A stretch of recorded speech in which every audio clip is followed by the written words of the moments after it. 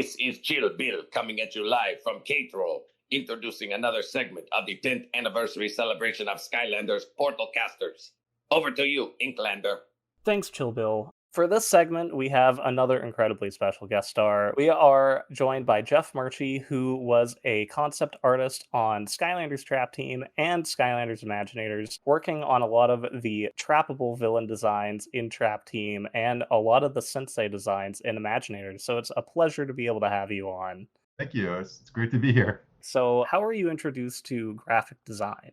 I've always been drawing wherever I could ever since I was a little kid. When I was in high school, it goes way back to like Ninja Turtles and just drawing whatever came to my head. But like when I was in high school, I was really drawn to the Art of Star Wars books. And that kind of got me to understand that there's actually a career as potential to do conceptual art. And that's my title, is that I'm a conceptual artist. And then I've been doing concept art for video games for a long time. I really initially wanted to get involved with Star Wars. And while going to art school, I ended up getting an internship with LucasArts, and that was my footstep into the industry, and that's what got me going down the path that I'm on now. And I'm really, really thankful for that opportunity, because it's really just opened up a profession where I can just be constantly be exploring my creative side of my brain, I guess you could say.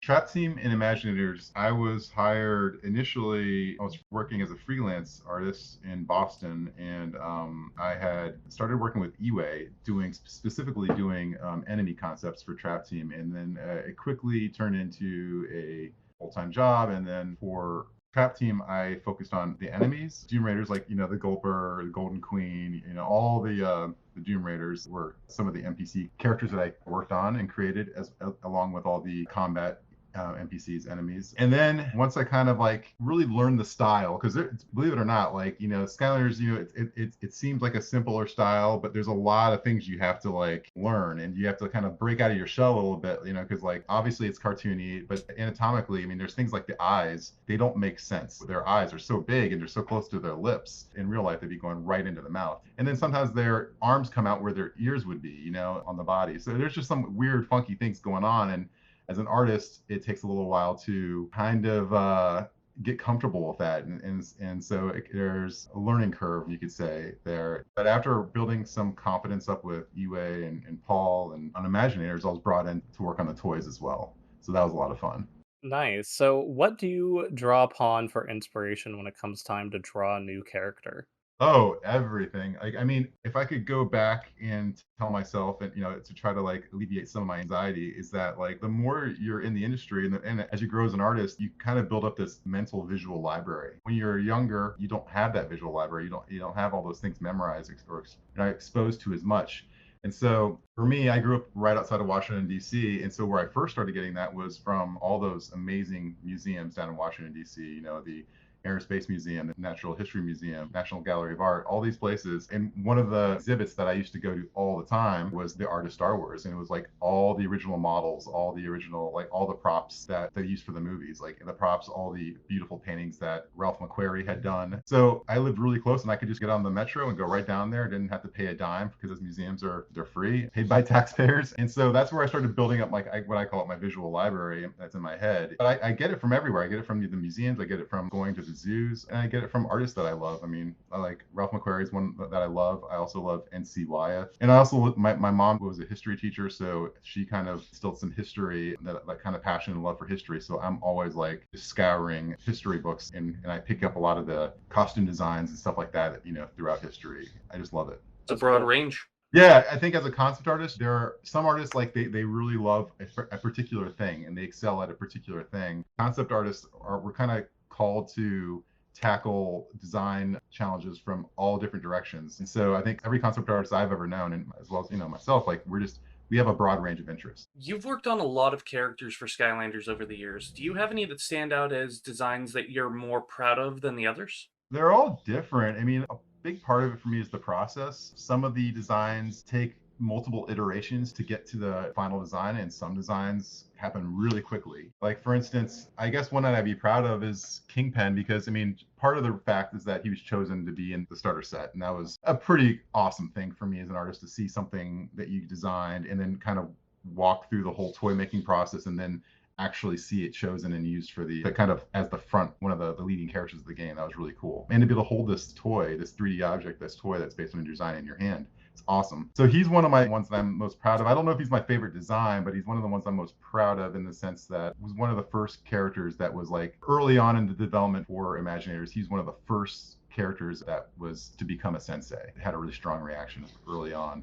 The other one I would say would be Chopscotch. I call her Axe Girl. Axe Girl was her development name. Like the first drawing we did, it was me, Yue, and there's another concept artist. Yue and I would just be sitting in a room every day for hours just drawing sketches. And for Chopscotch, it was the first sketch that I did, it was like instant. Like we knew that was a character that we wanted to go forward with. There were some small little edits here and there, but the base design, like the skull head with the ponytail and the huge axe, that was it. We knew. That'll be another character that I'm pretty proud of as well. Now, in the case of Kingpin, not only was Kingpin a front runner for Imaginators being one of the starter pack characters, but Kingpin was also used in the TV series as a very well-respected, very powerful Sensei Skylander.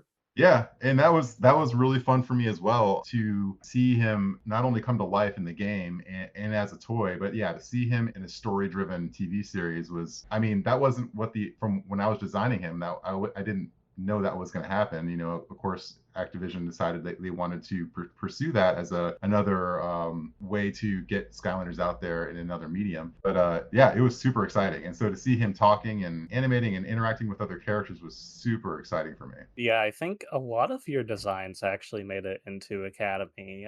Golden Queen, Bombshell, like quite a few, I think. Yeah, So I think a couple of the Willikins maybe too. Yeah, so yeah, it was really fun, and it's a great series. And I was just talking recently. I mean, I've been wanting to watch that whole series with my daughter, so I'm looking forward to going through it all again soon. And one of the things that we asked a lot of the content creators back in our first segment was, what design do you find the most inspirational for the characters? And no one mentioned Kingpin, but I'm going to go ahead and give him a shout out because I love it. I really, really love the design, just from like a graphic design standpoint, knowing things about shape theory. There's so many different triangles in here, so it makes them seem very dynamic. Even though he's like the flattest sensei on the base, like he is really like he's not sticking out from the base that much, but just because of the way he's angled to the side and just everything about him, his, I guess, reversed bowling pin design also gives him more of a triangular shape. Just the fact that he's like the flattest sensei character on the base, but he also is so dynamic due to like the shapes used on the character. I really love it. I look at that and I'm like, that's a great graphic design moment right there. Thanks. Yeah, and it's really fun because the animators really kind of played that up. Like in his run cycle, he is flat, like across. It's just his little legs at the bottom moving. It's kind of like how penguins move, right? They are kind of like upright and they don't move a lot of their upper body very often. And I get what you're saying. It's the thing about him. He was designed. He's kind of like the Leonardo. Like if you're talking about Teenage Mutant Ninja Turtles, like he's kind of the Leonardo of like the senseis in my mind, where he's the leader. And for me, if I'm to pick out my favorite designs, just visually and just as being more interesting, I would pick guys like Ambush. We used to call him, his like placeholder name was Weed Whacker, but Ambush is. Yeah, I liked it too. Better. Well, you never know what names are going to stick and what reasons there are. I mean, sometimes we didn't always find out why marketing stuck with some. Like Kingpin's original name was King Finn. That was the name I came up with, but then it changed to Kingpin, and I think that's a little bit better actually because it's a play on Kingpin and also the penguin part, and the fin is less specific to a penguin. So I get that. But like Weed Whacker, there might have been a copyright issue there. I don't know. So they went with Ambush. But yeah, like he's probably my favorite design of the senseis that I design, like as far as just visually, they're all fun and they're all fun for different reasons. And I think that's one of the reasons Skylanders was so engaging, is that like the characters are all so different in every single game. It's not established IPs. We're our own thing. And so every single series you get like these weird bonkers characters that like you and I would have drawn when we were in like 4th and 5th grade, right? And that's kind of what we're trying to tap into. Yeah, and you mentioned Chopscotch too. Just like I love that character too. Just the fact that she's such a small character wielding the giant axe that's bigger than her.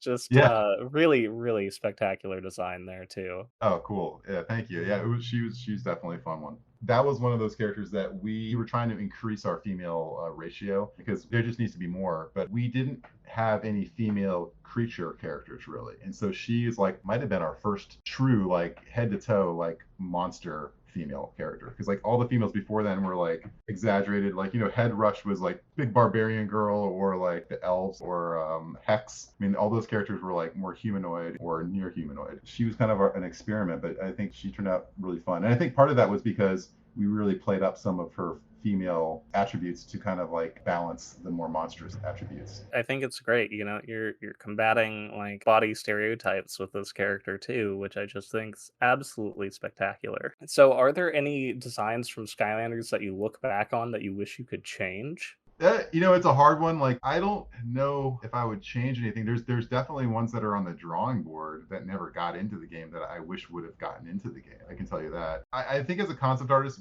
you do so many drawings, and at a certain point, I mean, maybe when I was really young, getting into the industry, I would have been a little bit more self-conscious about designs and stuff. But the more I've been in it, I've just done hundreds and hundreds of character designs that you just kind of you move forward, I guess you could say. So if there were any that weren't as strong, I don't necessarily like regret doing those designs. I just kind of move forward to the next one, and I learn from that. But yeah, I don't know if I regret any designs or have any in particular. Yeah, another design that you did that sadly never got a figure, but I really like is Chef Pepperjack. Oh, Oh, yeah, I guess yes. that was one that I was bummed out about. But that had a lot. There's two different things about that. Like, I think a lot of people would have loved it. I think from what I remember hearing is that Activision was concerned that he wasn't exactly like, not that he wasn't a fun character, but he's a bad guy with like kind of an ugly face, right? But the villains that they ended up choosing were, for the most part, a little bit more either attractive or they were kind of ambiguous. I know there was the mummy Graveclobber. Like, he's a little bit more,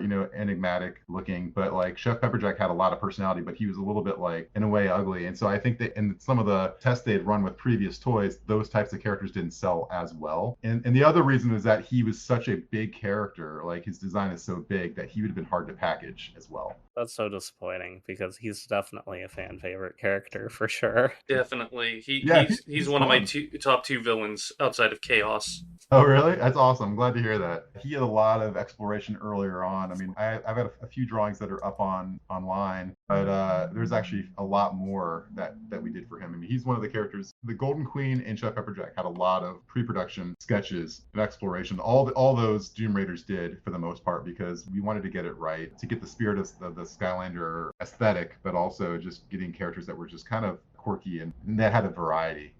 Yeah, and I've seen the Chef Pepperjack kind of concepting art where there's some where he's like sitting in a pot Yep. and some with like knives as the main weapon. Like it's Mhm. pretty interesting to see how it went. I'm very happy that it ended up with the egg beater. Yeah. I don't remember where the egg beater came from. Yeah, I don't remember how that happened. And I don't know if it was something I came up with or Iwe came up with or Alex. Because those characters, all the Doom Raiders, I worked very closely with Alex on. He would come back and tell me what his vision for their personality might have been. And then in some of the cases, he'd be like, I don't know exactly what I want. Just go crazy with it. And then I'd draw a bunch of things. I give it to him, and then he'd say, this speaks to me or this doesn't, and then we'd go from there. And in certain cases he'd have a very, very specific vision, and other ones he really relied on me to kind of fill in the blanks. That's really cool. Yeah.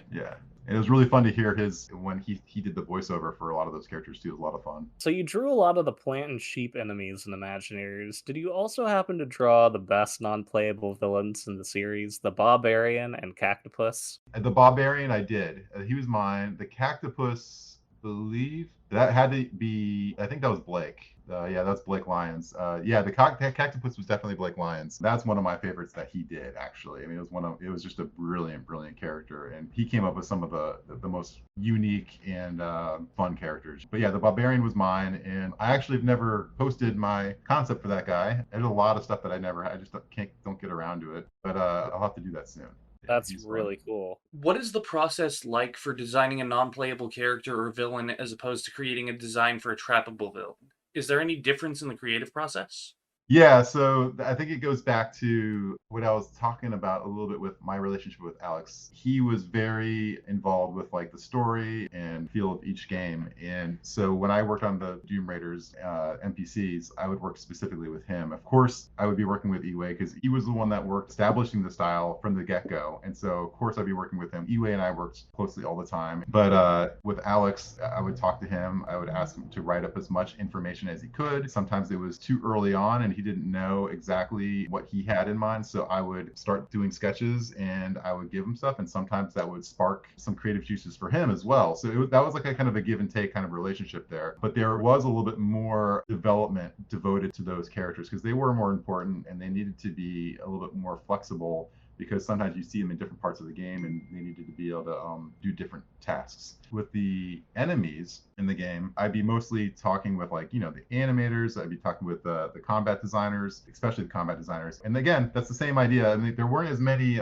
restrictions with those characters just because as far as their personality is concerned, they didn't need to necessarily seamlessly fit in with the story. I mean, because they were more about combat. They were more about like, I mean, they might have been like, okay, this level has to have vultures or this level has to have plant enemies. So that was basically the theme that we'd have to be designing within. But as far as the combat in Trap Team, there was, I think it's Brawl and Chain was his name. He's a walrus that has 2 flails for his arms and he's got like these like hooks on the end of them, and that was a character I came up with. I did a bunch of like pirate sketches of different animals in the Skylander kind of aesthetic, and then the combat designers went through and they said, I like this guy, I like this guy, I like that guy, and that's how a lot of those conversations start. They start from a bunch of loose sketches and then they pick the ones they like and then we flesh them out, and then if there's changes that need to be made to more accurately fit the combat design that they have in mind, then we make those changes, and sometimes they work fine and they were just like, let's go with it. And with the pirates, many of those pirate characters from Trap Team, they liked them and they just went with them.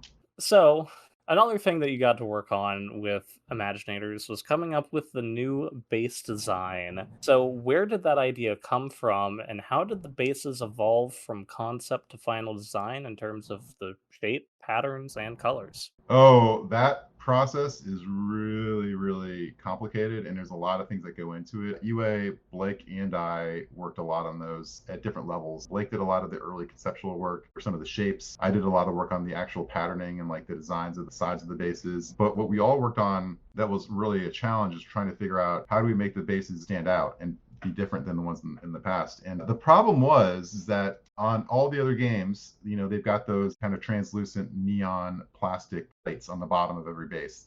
And each game has a different color. So like the original Skylanders has got like a green, Giants is orange, Trap Team is red, Swap Force is blue. And so anyways, they all have different colors, but we were running out of colors. So it's like they only make so many of those colors. And also for those original base plates, when the portal shines into it, those colors that were chosen for those early games, it really illuminates the sides. The light refracts and comes out the sides, and it's a really very chromatic, very bright light that comes out. It's a nice effect. But with the Senseis, they need to be bigger. So the one thing we wanted is we wanted them to be a bigger character, not as big as Giants, but we also wanted them to have like a shape that was a dynamic pose, and then also something that would fit in packaging. And so the surfboard kind of like shape that we ended up having, it was different than all the other games. It was a little bit more like, I guess you could say, it had a little bit more of like a high-end look, I guess you could say, a little bit more clean around the edges and everything. It made them look a little more sophisticated. But that shape, the surfboard shape, really allowed us to be able to pose those characters in more dynamic poses. And it also differentiated between all the bases that were before that. And then the top of the plate was like a matte black with a slight texture to it. That decision, we went between like a matte black. At one point we had like almost like this mylar reflective metal application on the top of it at one point, but then it ended up being too distracting. But yeah, it was a lot of fun. And then having the embossed elemental designs around the sides was a really fun part that I was involved in. So I designed all those different designs, and then I actually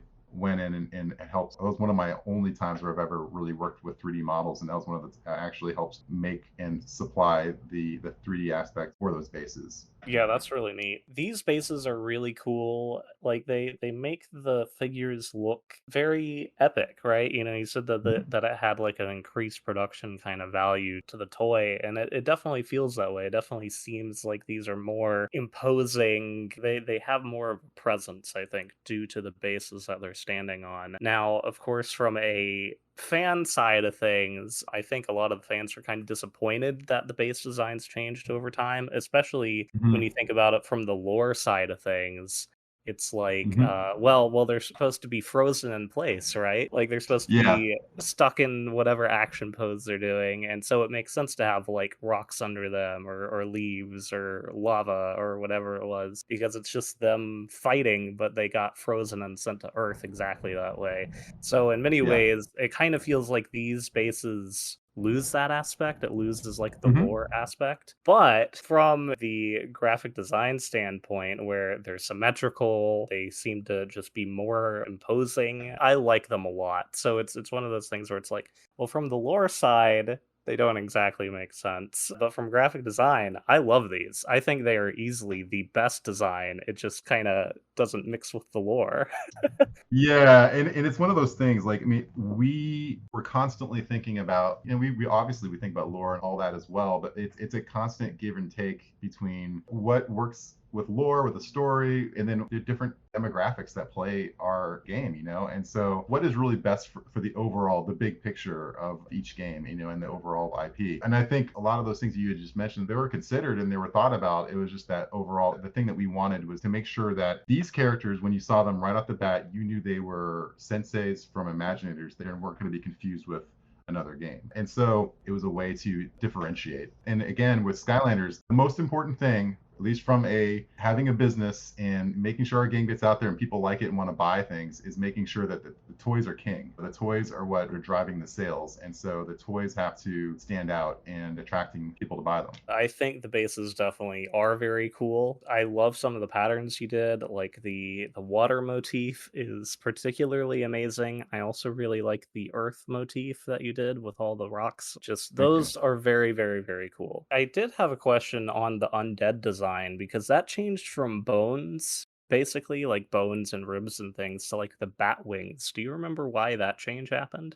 I honestly don't know why it changed exactly. I mean, I did a bunch of different explorations for that, and some of them had like bones. Some of them were like, I think there might have been like a bony arm at one point. There was skulls, a bunch of different designs I did, and I think the bat wings was just the one that the most people responded positively to. With concept art, it's always a risk. I mean, every time you ever put yourself out there, and every single time you're design something, you might have one audience that really, really likes something, and then you're just hoping that people will like it once the game comes out. Ultimately, it's all artwork and design. It's like it's you're guessing what your audience is gonna latch onto and appreciate. I guess one other question I had specifically about them was the fire element base. Is this, I guess, almost burgundy kind of color? It's not like a neon red like you would kind of expect fire to be. So do Yeah. you know why you decided to go with like this burgundy instead of a more neon red? Well, I can't remember the exact reasons. I can tell you that red is the hardest color to get right when it comes to toys. Their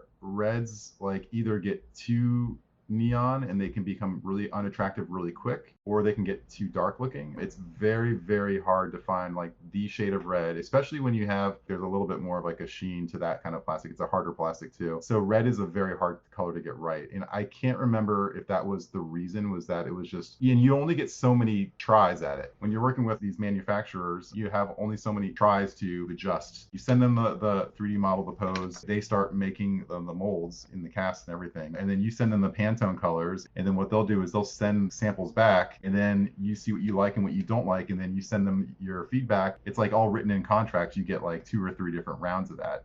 And so sometimes you're just out of rounds and you just weren't able to quite get the exact color that you wanted. Like, honestly, Golden Queen was one of the hard ones for me too. Like, that was one that, like, gold is another color that's really hard to get. And I'm not really satisfied personally, not that she's bad, but the gold that the Golden Queen ended up having in the toy was not exactly the way that I wished it could have come out. But gold and red are very, very hard to get right when it comes to toys and plastic and paint. Wow. All right. Well, that's cool to know, because I really like the way Golden Queen's figure looks. So that's Oh, cool. thanks. Yeah, I mean, and it's just for me, it's just like it's not a big deal, but there's just like, I wish I could have had another round or two to like explore that, and it was just really hard. I mean, UA and I went to China to the factories that were making them there, and we were sitting around this table with all these different people that were working on the toys, and and there's this one company we were at, and there was like 15 people in there, and we were working on Golden Queen. We couldn't get the gold to be right, and we'd be like, no, this is too dark. This doesn't have enough shine. And they'd be like sending people out. They'd be running out to the factory's floors, and then they'd be coming back like 30 minutes later, and they'd be mixing it on the spot trying to get it the right color, and it was really difficult. But going to China and actually being at the factories themselves and actually being able to iterate and adjust and have feedback in real time and be able to do it like firsthand, with like we are able to get so much more work done. Because with toys, if we're back in California working on things and we're asking for them to change something, they have to make the changes in China. They can send us pictures online, but pictures, as you know, with monitors and with taking a picture with a camera, the colors aren't going to be accurate to the real life toy. Colors and hues and chroma all shift a little bit. And so they would have to send the toy, mail it to us, and that could take, a week. So some of that iteration process when we were here and there in China, like it was slow. And so for us to go there, we were actually able to get through, like cut through a lot of those slow and long iterations. And it was a really, really interesting, really fun experience. Yeah, that's really cool. What was the reasoning behind basically having the battle class symbol be like a stamp on there as opposed to actually being 3D modeled into the base as well? I can't 100% remember, but like I believe it has to do with the fact that if it was 3D modeled, then we'd have to make that 3D shape be visible. There would have had to been like a dry brush on top of that. They have it called like a book stamp. They wrapped a little cutout over the base and then they would spray that area. But if you did that, it wouldn't be a very crisp icon, or the paint could be off just a little bit. The flat icon is just a lot more readable. And so when you're in the store, it'd be basically quality control and be able to communicate that this character is this battle class. Ideally, I would have rather had it like a little bit of like an embossed or something, and then the paint app applied on top of it. A lot of times the paint's off by a millimeter or something, and then it just gets muddied. I believe that was the reason why. We're trying to communicate to our primary audience, which is like younger kids from like 6 to 12. Obviously that sweet spot's kind of in the middle, but like we've got to be very clear with our messaging. And so sometimes it's a manufacturing thing, sometimes it's a messaging thing, and sometimes it's both. Yeah, makes sense. What was the process like coming up with the artwork and layout for the packaging that the Senseis came in?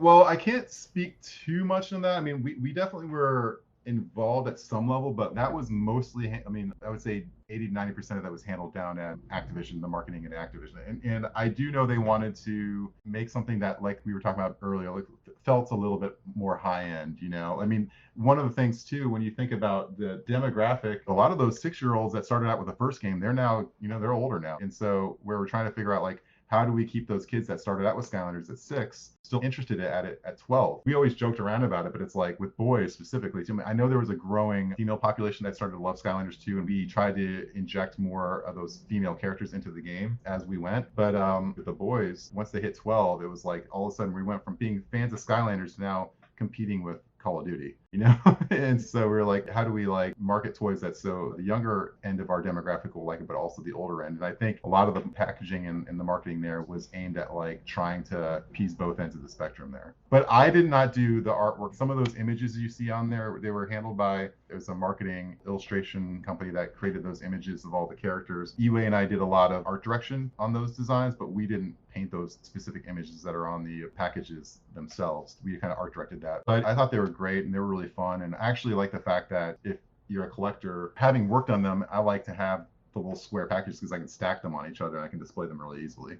So I like that aspect of them. Yeah, I know a lot of fans still keep the Senseis in the box because it just looks so nice and it's easy to stack them and everything like that.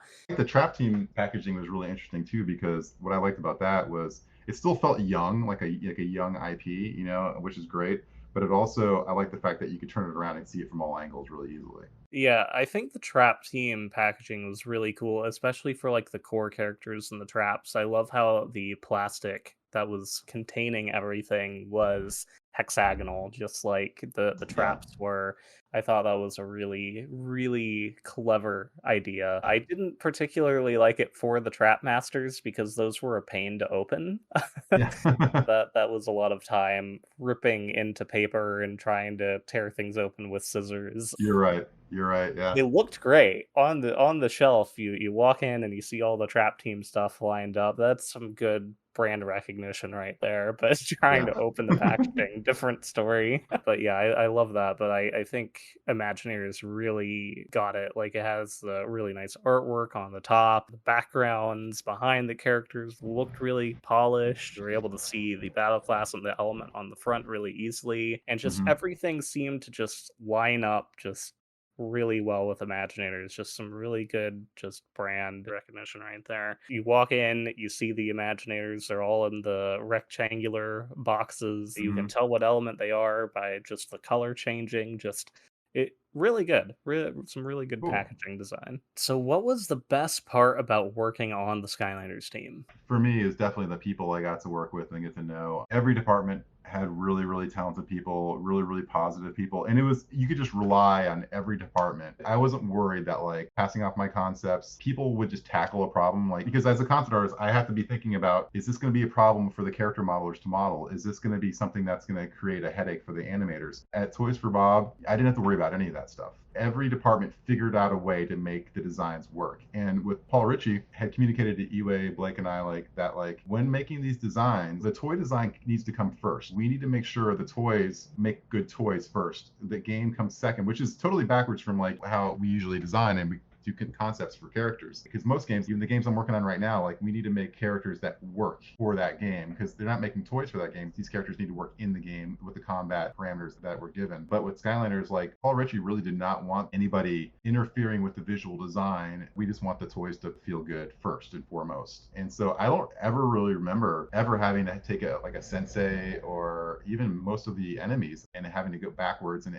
have to adjust a design to fit with the game. Like, I mean, they just figured it out. So like I was always impressed, and then like seeing it go into model and then seeing it animated and then having like the voiceover stuff, it was just so cool to see it come to life. And so that was really fun about Toys for Bob. And the other thing I really liked about it is that the beginning of each project was really fun, because like we had like, you know, a couple months where it was just like research and development, to be throwing stuff at the wall. Like every game had like, I mean, I guess you could say a gimmick. Every game had to have its own things that made it stand apart from another game. Like Swap Force had the swappable parts, Trap Team had the traps, Imaginators had Senseis, but they also had the create your own Skylander, Sios is what we called it for short. And we were really part of that process, because Iwe with Paul early on, they were really part of the brainstorming crew at the beginning. And because Iwe's the lead character designer and then I was brought in concept, like I got to be a part of that too. Like I was really early on part of the process of like brainstorming, and that was just so much fun. And so I think that's one of the strengths that Toys for Bob had, was just that they really appreciated and cherished that really early stage part of development. That's really cool to hear. And also, you mentioned that you were part of the concepting for the Skylanders creator. So, what was it like having to come up with all those different concepts for parts and heads and bodies and everything to let people try to create anything they want in that creator? Yeah, I mean, it was really fun. I mean, we basically sat down and we just started writing down things. I mean, there's obvious like sets that you'd want, that you cowboy, your samurai, your knight, and things like that. But then, you know, as you start getting through all the like the obvious archetypes, you start getting into like territories that you're like, okay, let's make cardboard box guy set, or the bathroom set where you got like a toilet for a hat and toilet paper for a backpack and a plunger, you know, whatever. It was really fun. And so like I feel like at the beginning we'd be designing all the generic archetypes. They're really cool and they're staples, but it was really fun once we started getting into the weeds and we had to be like, okay, we have to start being more creative about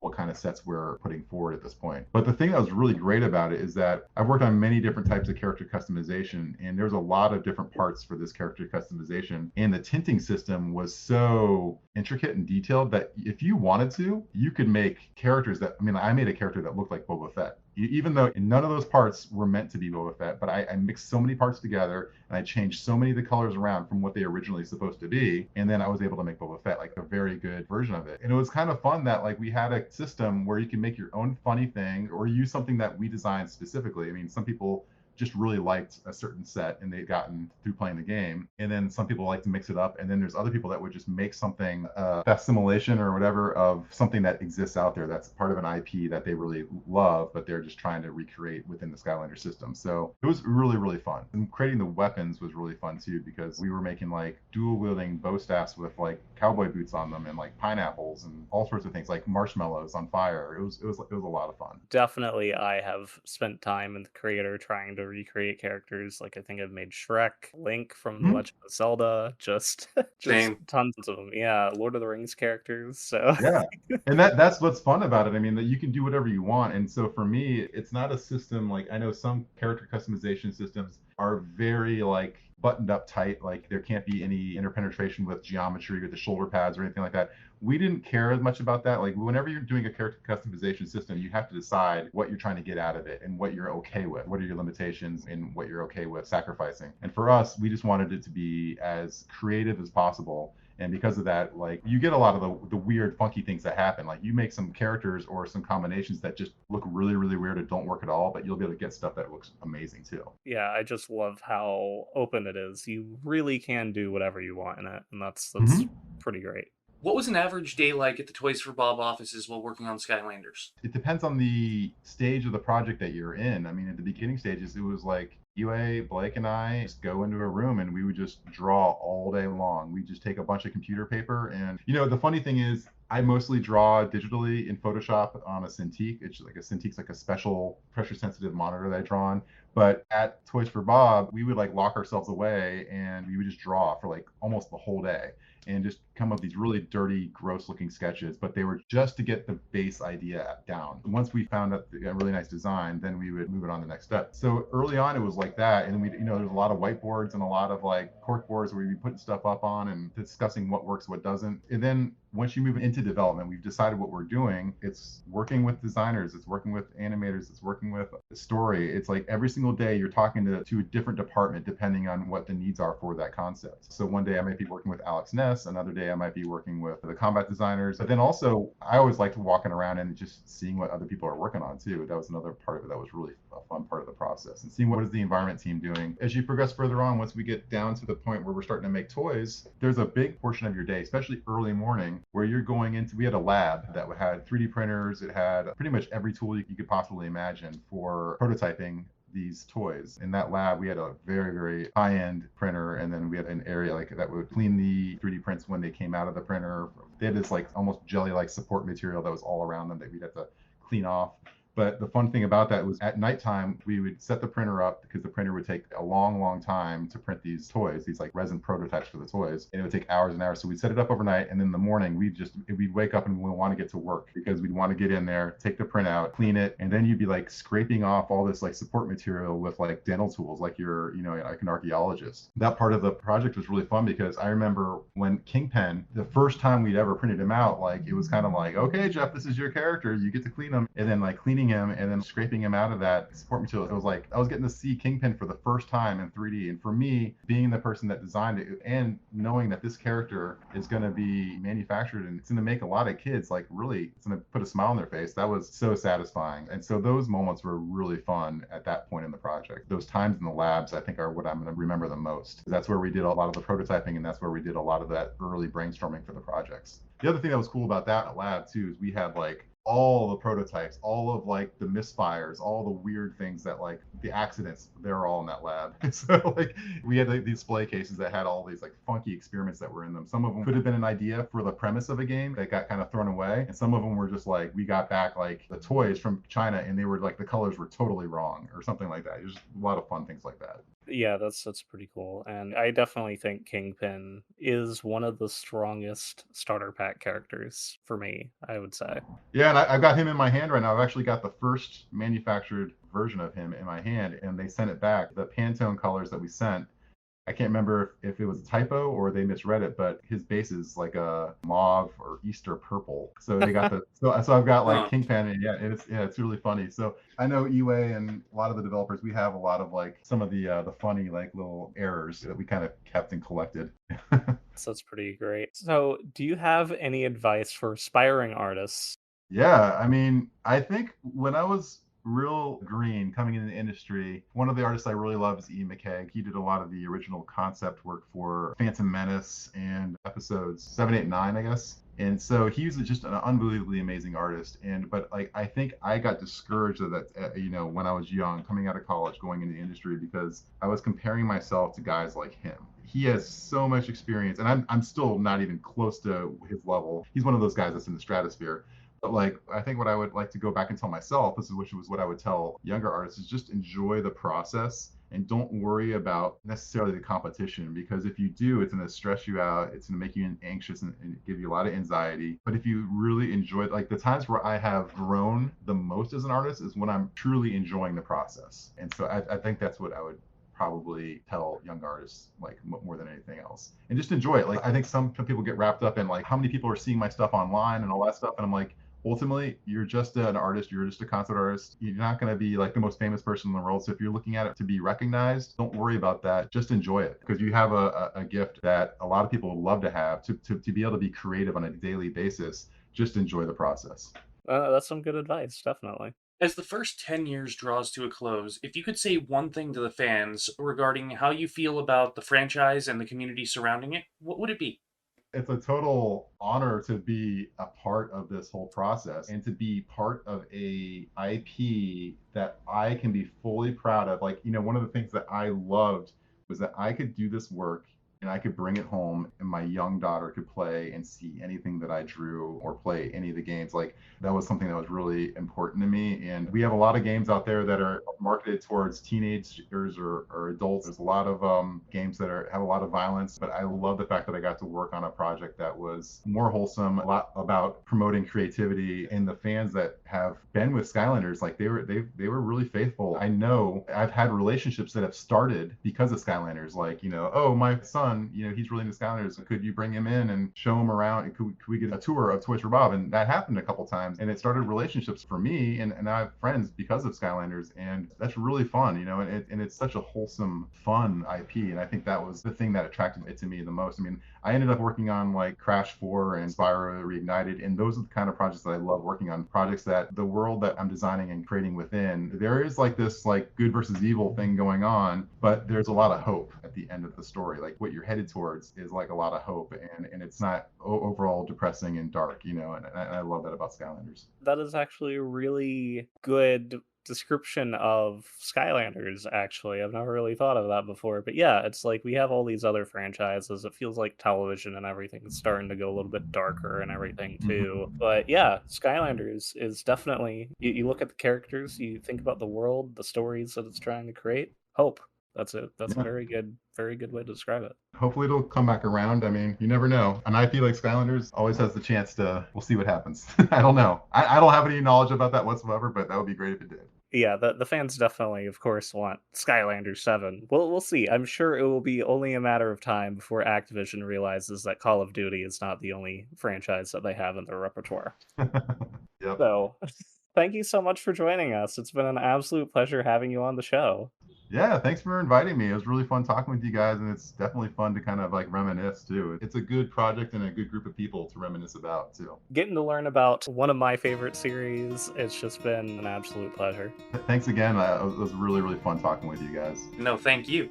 This segment might be over, but don't touch that dial, baby. Stay tuned for another segment of the Skylanders 10th anniversary celebration. Until then, this is Chill Bill, signing off.